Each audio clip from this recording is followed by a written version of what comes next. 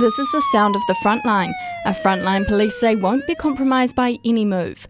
Officers and staff are planning to shift out of their Ngāi Tahu-owned Hereford Street building, a place they've called home for the last 40 years, to escape from ongoing seismic rumblings. District Commander Gary Knowles is promising business as usual during any relocation, including an immediate shuffling of staff in the short term. The front end service won't change, and the public will still get a very high level 24-hour service. But simple things like upstairs on the floor above me, we used to have a cafeteria and a bar. Well, I've closed half that floor down and I'm having to put 40 detectives in there. So the conditions are very cramped. It does mean that people, if we look out the window here, are living on top of each other, and it'll be like that for 6 or 7 months. They'll be doing that for the next 6 or 7 months before their next shift into a proposed new single-storey building on 1.5 hectares somewhere in the 4 avenues. Superintendent Gary Knowles won't say exactly where their new temporary home will be, only that it will have all the bells and whistles. Wherever we go will be built for us. It'll be brand new. And there's not many people that have said they want to stay in this building. In fact, most people are saying, when can we leave?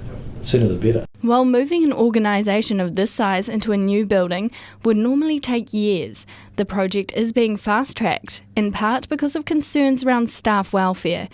Police Association Director Craig Pryor says staff, unnerved by the impacts of the continued seismic activity on the building, simply don't want to be in their old headquarters any longer than they have to. But having somebody in a working environment where they feel safe, where they can be productive, where they can get on with their work and in a much better environment is going to be better for police and better for the public. They'll end up with a better service delivery from somebody who's not concerned that there's a building over the top of them that could potentially harm them. The building itself hasn't suffered any significant earthquake damage, not enough to prompt the closure of the building, which was earthquake-proofed when it was built, which has proven to be both a blessing and a curse for the occupants. That's because it also moves a lot during the tremors to compensate for the moving ground. Dave Wilkinson, a retired community cop, says moving police headquarters is about protecting the mental health and well-being of staff. Staff who he says, regardless of where they are based, will still be protecting the health and safety of the community.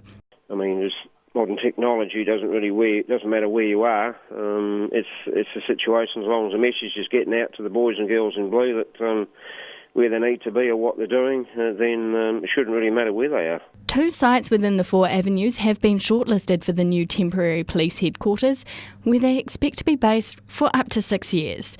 Amy Currie, Canterbury.